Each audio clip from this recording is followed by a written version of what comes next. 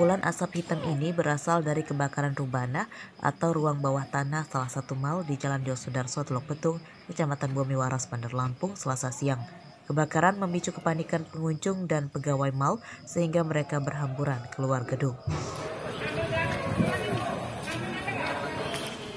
Api membakar gudang yang berada di Rubana. Menurut pihak mal, api muncul pertama kali dari gudang perabotan keramik dan menjalar ke gudang bahan makanan supermarket dan restoran. Akibat kebakaran ini, aktivitas perbelanjaan di mal dihentikan sementara hingga waktu yang belum ditentukan, sebab banyak stok dagangan di gudang yang rusak akibat kebakaran ini. Ini juga adalah asap itu saat ini dari gudang yang masih dari perabotan keramik untuk restoran. Nah, tentu kita sudah hubungi dengan pihak damkar untuk dapat menyediakan bantuan segera bisa memadamkannya. Ya, seperti itu ya. Ini gudang apa nih sih Pak? F&B, restoran. Kalau dugaan kerugian berapa Pak? Saat ini kita belum tahu karena isinya kan milik restoran masing-masing ya. Kita belum tahu dia punya dugaaannya berapa. 7 mobil pemadam dikerahkan ke lokasi, 4 diantaranya milik Dinas Damkar Bandar Lampung dan 3 milik perusahaan swasta. Api padam sekitar setengah jam setelah petugas damkar datang. Unit mobilnya 7 unit. 7 unit. Ya, 7 unit itu yang 4 dari Dinas Pemadam Kebakaran dan Penyelamatan Kota Bandar Lampung, kemudian yang 3 dari bantuan dari CV Bumiwaras. Personil Pak? Untuk personil itu dari kami itu sebanyak 20 orang. Kemudian dari Bumiwaras itu 12 orang. Okay. Penyebab kebakaran diduga korsleting listrik. Kebakaran tidak merenggut korban jiwa, namun kerugian ditaksir mencapai ratusan juta rupiah. Jeffrey Arifin melaporkan dari Bandar Lampung.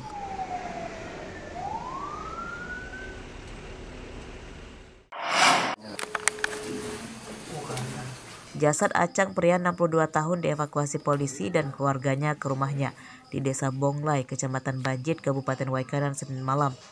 Korban tewas akibat menderita luka sayatan di leher dan terdapat luka bekas penganiayaan benda tumpul di tubuhnya. Acang adalah petani asal Waikanan yang memiliki kebun di Desa Tanjung Baru, Kecamatan Bukit Kemuning, Lampung Utara. Acang tewas diduga akibat dibunuh saat menjaga kebunnya. Jasad Acang ditemukan petani lainnya sudah tergeletak di gubuk kebunnya di Lampung Utara.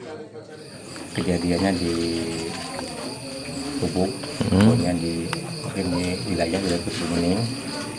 Kronologisnya saya juga belum paham, telepon dari warga itu jam 5:30. Kami langsung ke TKP, posisinya korban udah meninggal.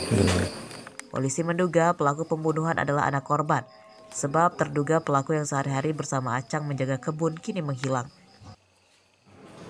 Sampai saat ini dugaan kita mengarah kepada anak korban yang sampai saat ini juga belum ditemukan dan belum diketahui keberadaannya, namun masih di seputaran kebun-kebun di wilayah Bukit Kemuning. Terduga pelaku ini adalah anak kandung daripada korban sendiri. Polisi menyita barang bukti perlengkapan pertanian yang terdapat bercak darah dari TKP kebun Acang. Polisi kini masih memburu anak Acang sebagai terduga pelaku pembunuhan. Ardi Yohaba melaporkan dari Lampung Utara.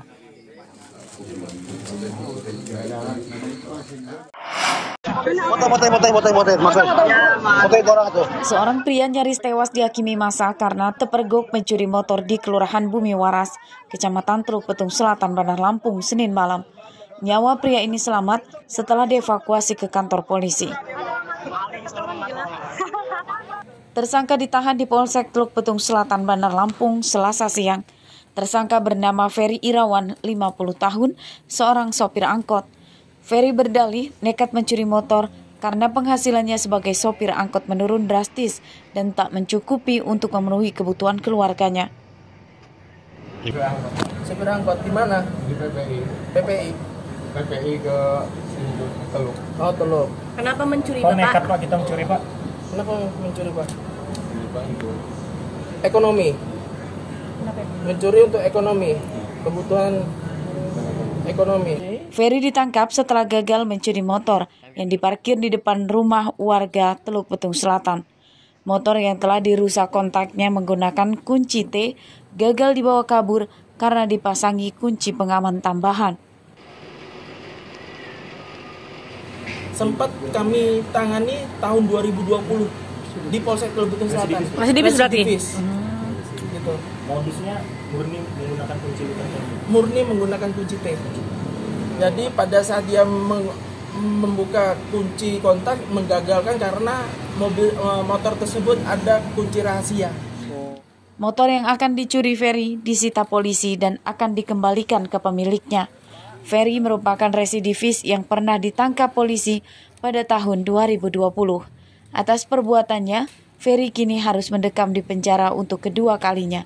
Ancaman hukuman 9 tahun penjara kini telah menantinya. Robi Lasti melaporkan dari Bandar Lampung.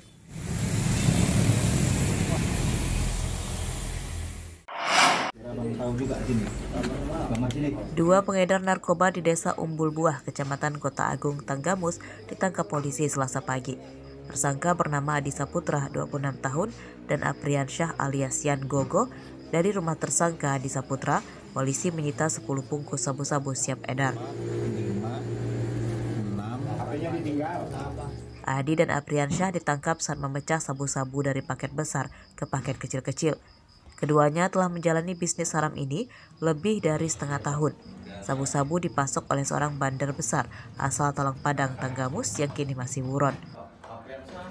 Dari Andi Talang Padang. Talang Padang. Berapa banyak yang di itu? Itu 10 bungkus, Pak. Beli apa gimana? Enggak, dia nitip, Pak.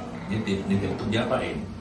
Nitip katanya, kalau ada yang beli juga kasih katanya. Berdasarkan keterangan tersangka, barang bukti tersebut didapat dari seseorang yang telah kita tahu identitasnya berasal dari Talang Padang. Untuk kedua pelaku kita masukkan ke dalam pasal 112 Undang-Undang 35 tahun 2009 dengan ancaman 12 tahun penjara. Penyidikan kasus ini masih dikembangkan polisi untuk mengejar pemasok serta para pembeli sabu-sabu dari tersangka Adi dan Apriansyah. Atas perbuatannya, Adi dan Apriansyah terancam hukuman 20 tahun penjara. Andri Kurniawan melaporkan dari Tanggamus.